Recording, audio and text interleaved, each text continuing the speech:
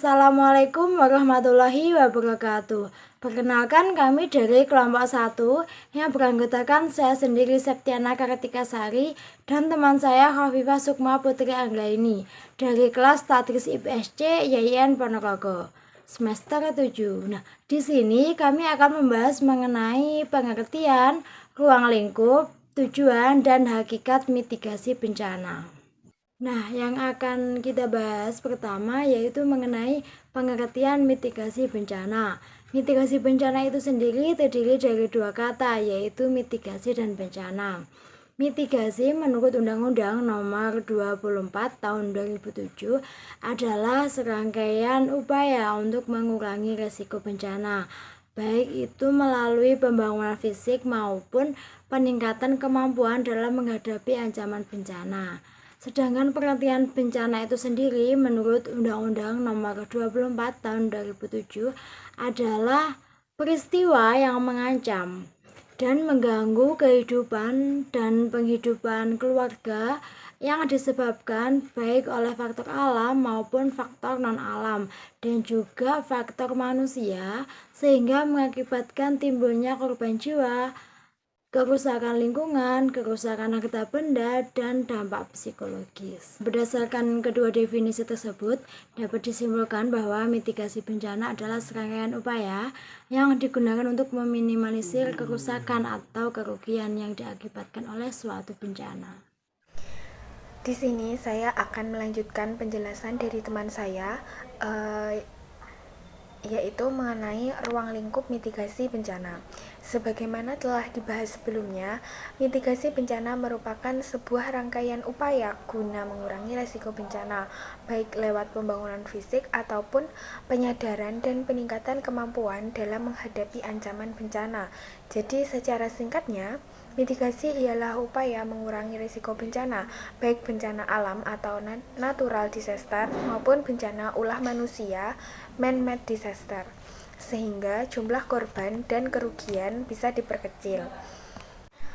Dalam melakukan pelaksanaan mitigasi bencana tentunya dilaksanakan karena ada sesuatu yang ingin dicapai setelah pelaksanaannya.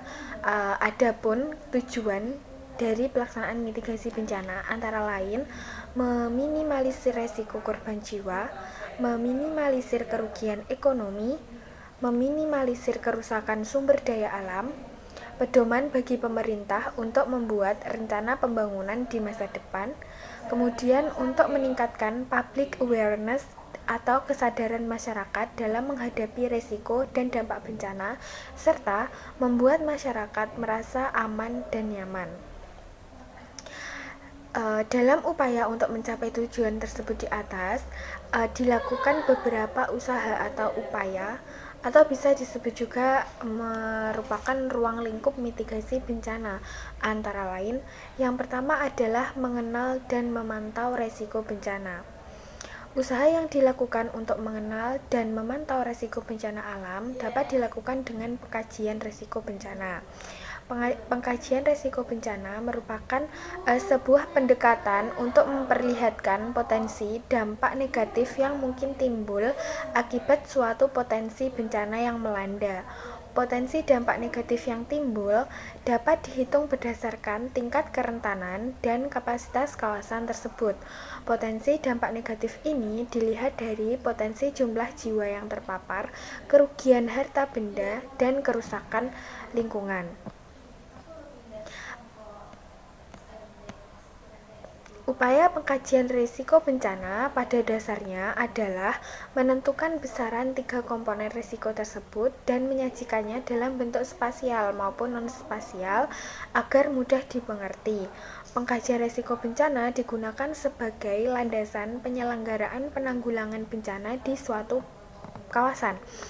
Penyelenggaraan ini dimaksudkan untuk mengurangi risiko bencana. Upaya pengurangan risiko bencana berupa memperkecil ancaman kawasan, mengurangi kerentanan kawasan yang terancam, dan meningkatkan kapasitas kawasan yang terancam. Kemudian yang kedua adalah membuat perencanaan partisipasi penanggulangan bencana. Guna memaksimalkan penanggulangan bencana, maka perlu partisipasi dari berbagai kalangan, utamanya masyarakat. Peran masyarakat itu terlibat pada pra-bencana, saat bencana, dan pasca bencana. Pada saat pra-bencana, peran masyarakat antara lain berpartisipasi dalam pembuatan analisis risiko bencana, melakukan penelitian terkait kebencanaan, melakukan upaya pencegahan bencana, bekerja sama dengan pemerintah dalam upaya mitigasi, mengikuti pendidikan, pelatihan, dan sosialisasi penanggulangan bencana, serta bekerja sama mewujudkan kampung siaga bencana. Adapun peran masyarakat pada saat bencana antara lain memberikan informasi kejadian bencana ke BPBD atau instansi terkait, melakukan evakuasi mandiri, melakukan kaji cepat dampak bencana, dan berpartisipasi dalam respon tanggap darurat sesuai bidang keahliannya. Sementara itu, peran masyarakat pada saat pasca bencana adalah berpartisipasi dalam pembuatan rencana aksi rehabilitasi dan rekonstruksi, berpartisipasi dalam upaya pemulihan dan pembangunan sarana dan prasarana umum. Yang ketiga adalah memberi awareness atau pemahaman bencana bagi warga sekitar. Pentingnya pelatihan mitigasi bencana sebagai bentuk upaya untuk membangun kesadaran masyarakat agar tidak tinggal di kawasan rentan bencana. Dengan begitu diharapkan dapat meminimalkan korban dan kerugian akibat bencana di masa yang akan datang. Yang keempat adalah mengidentifikasi dan mengenal sumber ancaman bencana.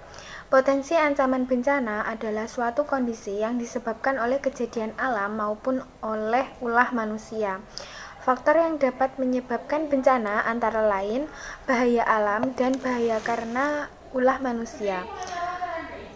Faktor-faktor tersebut dapat dikelompokkan menjadi bahaya geologi, bahaya hidrometeorologi, bahaya biologi, bahaya teknologi, dan penurunan kualitas lingkungan.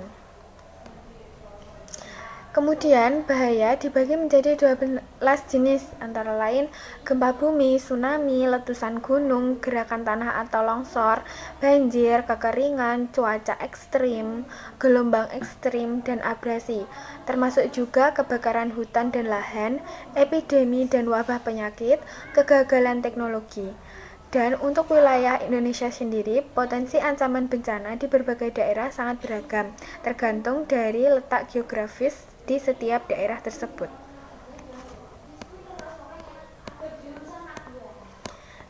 Sekian presentasi dari kelompok 1. Semoga dapat menambah wawasan bagi teman-teman semua. Apabila ada kurang lebihnya, mohon maaf. Akhiran, wassalamualaikum warahmatullahi wabarakatuh.